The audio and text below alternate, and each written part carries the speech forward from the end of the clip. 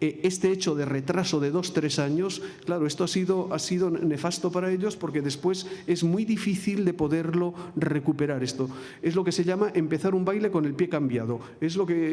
Empiezas el baile con el pie cambiado y ya no hay puñetera manera de coger el ritmo, ¿no? Tienes que o bien parar o bien hacer algún tipo de cosa que permita realmente reconectar con esto, ¿no? Bien. Vamos al encuentro. ¿Qué significa una escuela? Porque como voy insistiendo en esto del encuentro en el marco del contexto, ¿qué significa una escuela que potencie el encuentro? Hay un encuentro, es decir, en esto mejoramos a las familias, en esto somos superiores a las familias, porque podemos propiciar un contexto de encuentro mucho mejor, mucho más rico que el que propician las familias. ¿Encuentro con qué? Porque somos profesionales, claro, y sabemos hacerlo.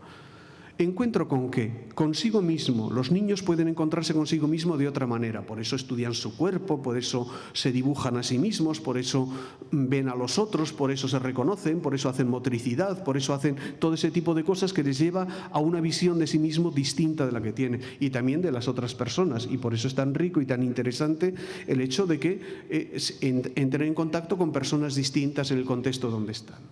Con las cosas y los objetos. Claro, dependerá qué tipo de cosas, por eso hablo de coreografías, ¿no? Si tenemos una coreografía muy minimalista, con lo único que van a encontrarse es con, pues no sé, con libros o con papeles o con fichas, esto que hace de la escuela un contexto tan académico y tan rígido, ¿no? Ahora con los ordenadores. A veces te preguntan, oiga, ¿y usted es partidario de tener ordenadores en las clases de niños pequeños? Y digo yo, ¿por qué no? Es que los ordenadores forman parte de la vida. Pero figúrense, seguramente sería más interesante para los niños pequeños tener una vaca que tener un ordenador. Porque vacas, algunos de ellos no han visto en su vida cómo es una vaca, ni saben cómo funciona, ni qué botón hay que apretarle, ni qué tipo de cosa hay que hacer con la vaca. Por eso os decía que las hermanas Agazzi decían la escuela de la cabra. Y la cabra era un personaje fundamental en las escuelas, fundamental. Es decir, yo tengo que romperles la cabeza a los niños, tengo que inquietarlos, tengo que crear disonancia cognitiva. Un ordenador no se la crea. A muchos de ellos, por lo menos, ya lo tienen en casa, sus padres lo manejan, ellos ya lo han visto, saben todo lo que hay que saber de tecnología. Quiero decir que esto no es muy rupturista para ellos. Pero tener un conejo o tener una vaca no, porque ocuparía mucho lugar y tiene inconvenientes, pero tener algún tipo de cosa que realmente les rompa la cabeza, esto es lo interesante, porque tienen que hacerse preguntas, tienen que buscar soluciones, tienen que ver qué tipo de ritmos llevan otros elementos dentro de la vida, ¿no? Esas son las cosas y son los objetos. Cuanto más diferentes sean los objetos, cuanto más ricos, cuanto más variados, cuanto más preguntas me obliguen a hacerme, etcétera, más interesantes son desde esa perspectiva, ¿no? Con las noticias y los acontecimientos. Hay escuelas infantiles que leen el periódico todos los días, los niños leen el periódico. Es decir, que están al tanto, son ellos los que les cuentan a sus padres cosas que están pasando. ¿Sabéis que un volcán ha erupcionado en no sé dónde? Y claro, esto es todo un problema para ellos. Primero, ¿qué es un volcán? ¿Qué significa erupcionar? ¿Qué cosa sale de un volcán? ¿De dónde sale esa cosa? Es todo un proyecto de vida. Y entonces cada día te vas enterando de cosas distintas que van sucediendo. Y por tanto, para ellos es todo un conjunto de noticias de saber que el mundo existe más allá de los 4 metros cuadrados que pueda tener una clase donde ellos están, ¿no? Y los distintos acontecimientos. Y esto les da para discutir y les da para imaginarse cosas, etcétera, ¿no? Con otras formas de pensar y actuar. Claro, no sé si aquí tenéis ese problema, pero nuestras escuelas se han enriquecido muchísimo. Hay en Alemania clases de educación infantil donde hay niños que hablan 17 lenguas distintas. 17 lenguas distintas. Y donde, claro, uno es musulmán, el otro es judío, el otro es católico, el otro es protestante, el otro es de Jehová, el otro es de no sé qué. Quiero decir, allí tienen formas de pensar, de comer, de decir las cosas, de plantearse las cuestiones, tradiciones diferentes entre sí, con lo cual es otra forma también de entrar en esa diversidad de lo que se está ofertando, ¿no? Y con otras perspectivas de lo cotidiano. Es decir, los niños llevan una vida normal y esta vida normal la van viviendo, se van adaptando a ella de una manera casi automática, ¿no? Pero claro, esos aprendizajes automáticos, mañana lo veremos cuando hablemos de la neuroanatomía, estos aprendizajes automáticos se aprenden por aprendizaje vicario, por simple imitación. Pero claro, lo que hay que hacer es romperlos.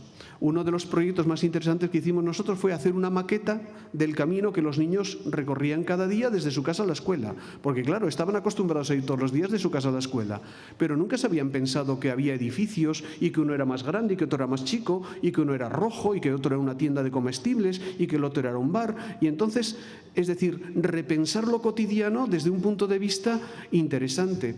Es otro de los elementos básicos de las hermanas Agazzi, por ejemplo. Los niños viven lo cotidiano, pero lo viven de una manera planificada. Es decir, un día le toca a uno ayudar a la cocinera, otro día le toca a otro servir en la comida, otro día le toca a otro el jardín, otro día le toca a otro, y esto lo tienen que repensar y lo tienen que plantearse. Y es decir, es vivir lo cotidiano desde una perspectiva, diríamos, distinta, donde yo voy analizando, sé qué es lo que hay que hacer, lo justifico, lo entiendo, tengo un vocabulario que me permite comunicarme sobre ello, etcétera, etcétera. Es decir, hay todo un conjunto de elementos de lo cotidiano que efectivamente hacen que, bueno, no os reñirán en casa por estar estas horas aquí.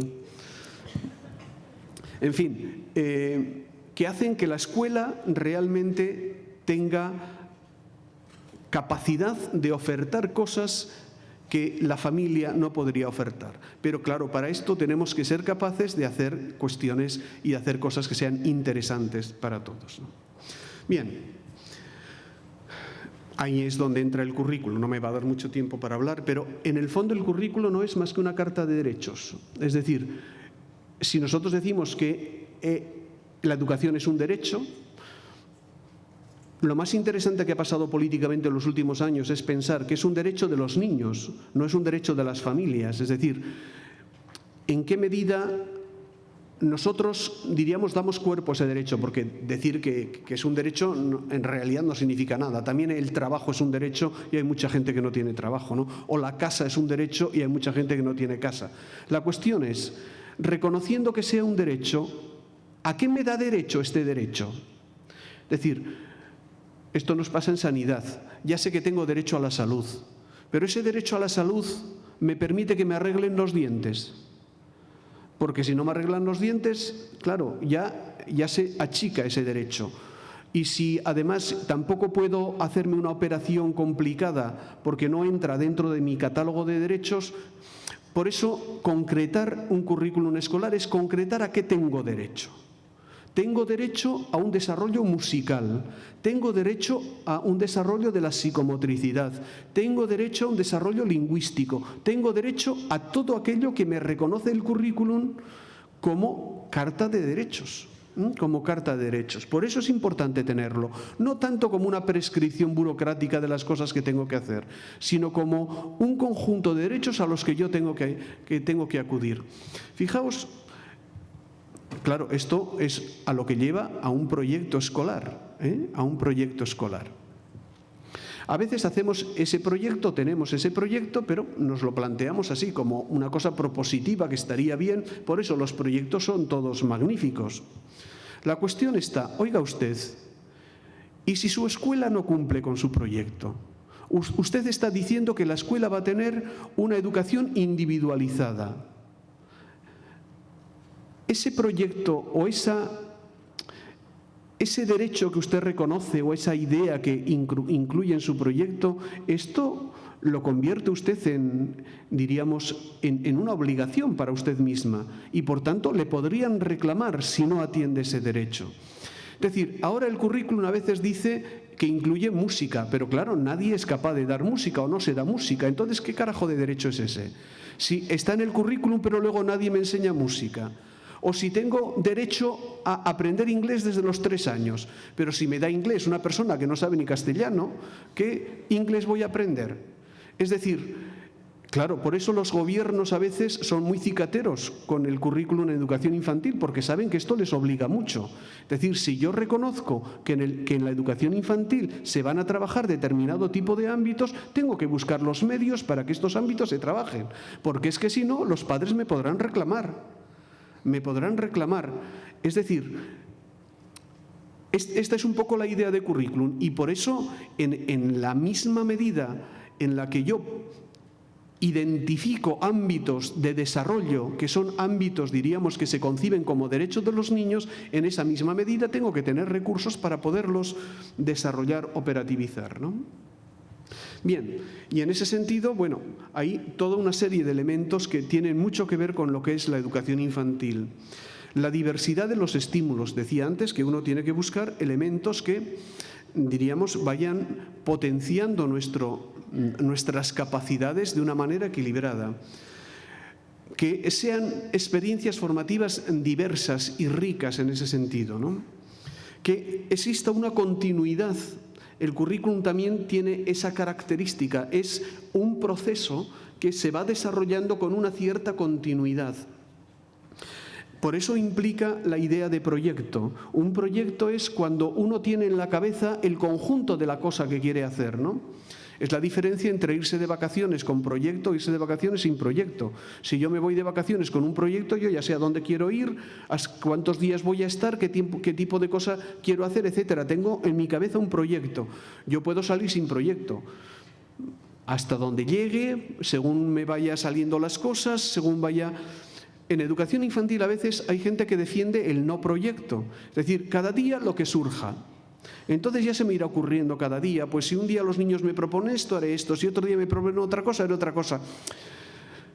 Haría falta ser muy buen educador. No digo que muy buenos educadores no puedan sacar mucho partido de esto, pero haría falta ser muy buen educador. Para los que somos normalitos deberíamos tener un proyecto, que es como tener un plano de la ciudad y saber por dónde te estás moviendo, porque corres mucho riesgo de perderte o de dar mucha importancia a una cosa y olvidarte de otras cosas, y por tanto no tienes claro que estés realmente trabajando en el conjunto de las cosas que deberías trabajar, ¿no?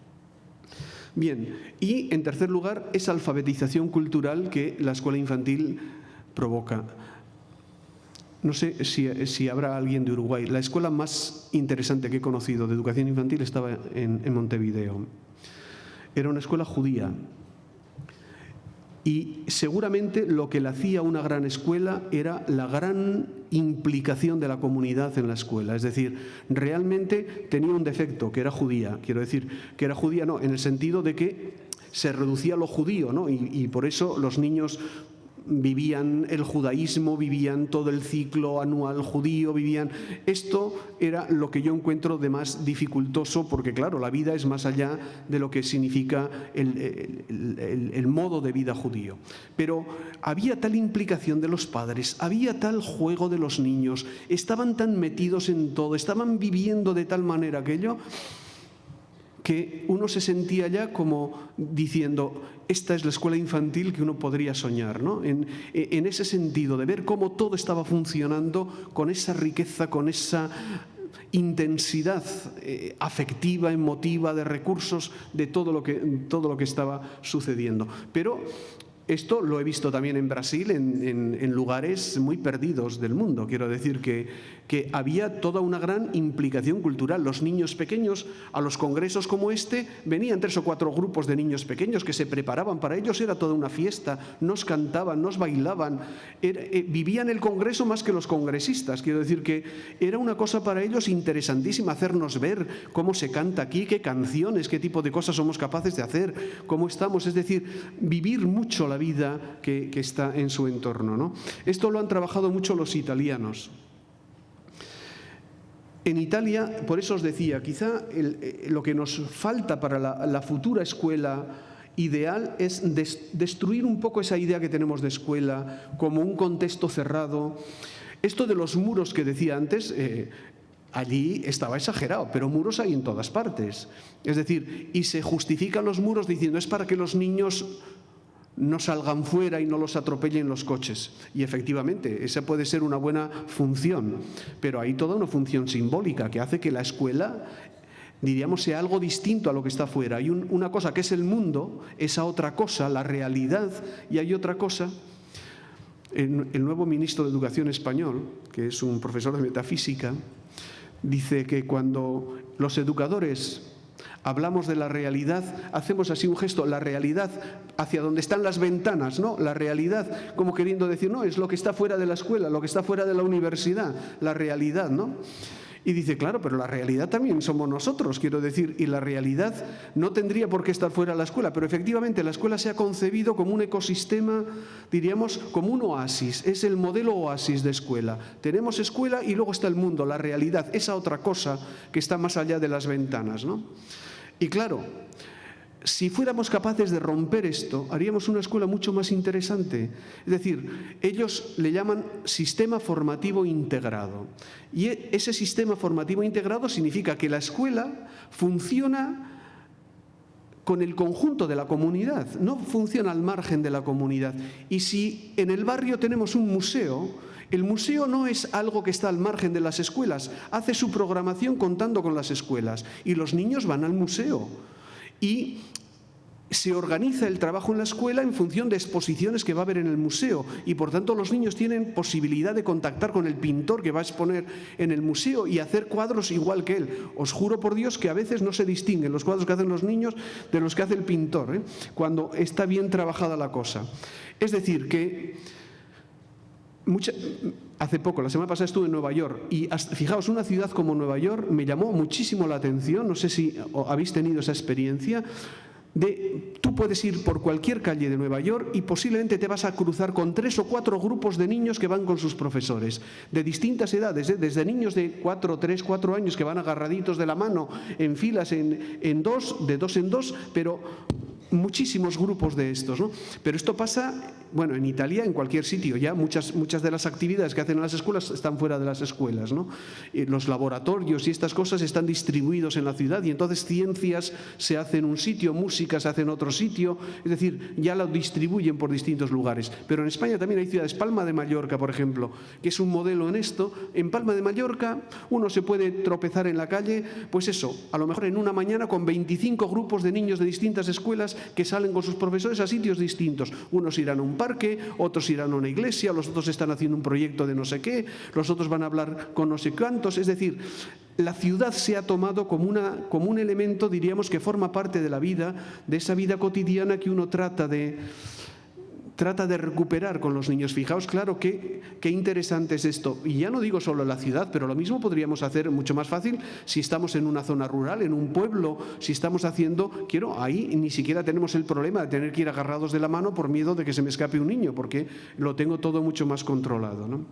Es decir, ese tipo de cuestiones son las que, de alguna manera, yo creo que enriquecerán la educación infantil, hasta llegar a niveles cada vez mayores. Es decir, por eso hablamos de ciudades educadoras. ¿Qué significa hablar de ciudad educadora? Más que la ciudad realmente asume el compromiso de que la educación es cosa de todos.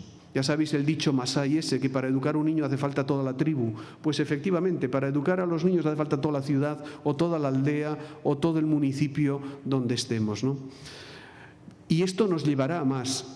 En algunas ciudades italianas, efectivamente, donde mejor se hace educación infantil, yo creo que es en el norte de Italia, ¿no? Cosa que llama la atención, porque Italia es un país absolutamente desestructurado, ¿no? Como todo el mundo sabe. Pero cualquier proyecto ciudadano que se presente, por ejemplo, un constructor que quiere hacer un edificio, o el gobierno que quiere hacer una carretera, o que quiere hacer una rotonda, igual que hay un apartadito, supongo que también lo tenéis aquí, en España lo tenemos, de impacto ambiental, ellos tienen otro apartadito que dice impacto sobre la infancia.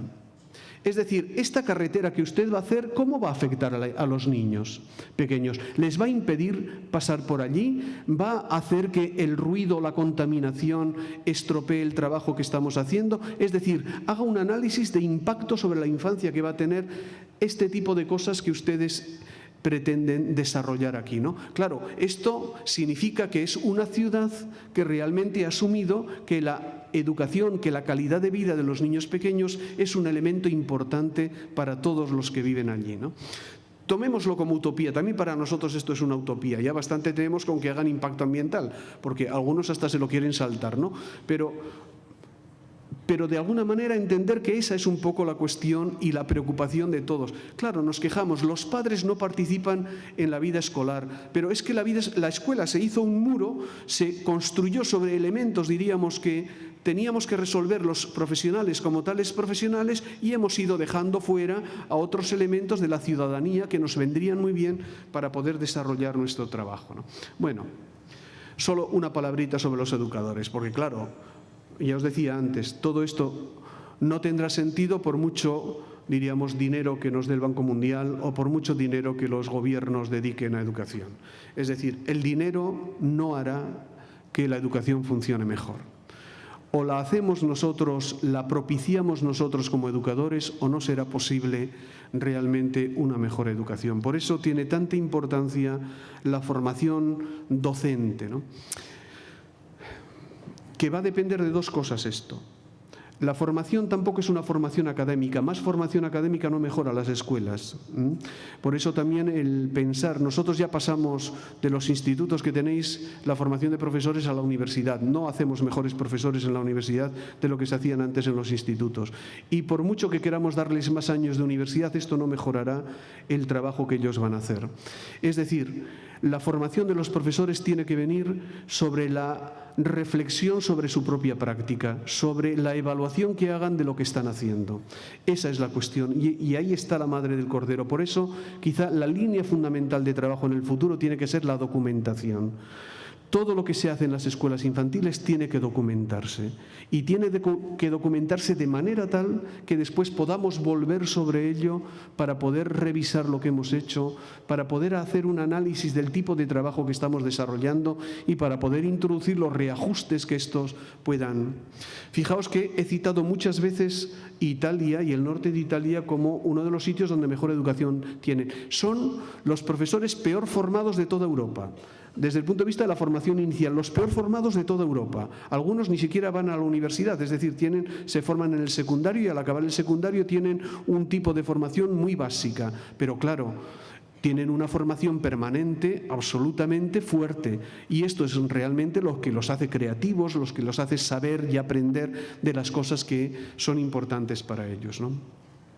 Bueno, el tema de los contextos también es importante para nosotros como educadores, ¿eh? Quiero decir que uno tiene que sentirse persona en un contexto, y que ese contexto también le enriquezca, es decir, que nuestro trabajo nos enriquezca, no solamente que estemos actuando como técnicos en un determinado ambiente, ¿no? Por eso hay elementos de tipo personal que afectan mucho al trabajo que van haciendo los educadores, ¿no? Las educadoras. Todos sabemos que hay mucho loco y mucha gente desequilibrada dentro de la educación, ¿no? ¿Qué le vamos a hacer? Algunos ya estaban antes de ser educadores, otros les sobrevino. En Francia hay instituciones psiquiátricas especializadas en profesores, lo que quiere decir que somos buenos clientes. Y en educación infantil todavía más. Quiero decir que porque la presión a la que estamos sometidos es mucho más fuerte, ¿no? En un curso que hicimos en Portugal de educación infantil, al final del congreso fuimos a una cena donde vinieron, bueno, claro, toda la gente que había venido al congreso, todas, claro, mujeres, venían con sus maridos, ¿no? O sus parejas, vamos, no sé. Pero lo gracioso fue que uno de ellos habló y dijo que estaba pensando en organizar una asociación de maridos dañados por sus esposas, ¿no? Porque cuando llegan a casa solamente hablan de lo que ha pasado en la escuela, de lo mal que lo han pasado, de sus nervios, de no sé qué. Y entonces estaban un poco hartos. Dicen, la neurosis se contagia y por tanto al final vamos a acabar siendo una pareja neurótica por razón de toda la tensión que uno tiene que vivir. Pero efectivamente, como no tengamos mecanismos, diríamos, para dejar salir todas este tipo de emociones, es muy difícil. En algunos contextos se han montado grupos de formación que a la vez que sirven para formarse, sirven para la catarsis personal, y uno va contando las cosas que le van pasando, ¿no? El tema de los diarios, que yo he trabajado mucho, tiene mucho que ver con esto. El diario me permite, diríamos, una expansión, una reflexión catártica de lo que yo voy sintiendo, de lo que yo voy contando, ¿no? Por eso los adolescentes que viven tantas emociones escriben diarios, porque a algún sitio tiene que salir toda la energía que uno dedica a esto, ¿no? Tenía una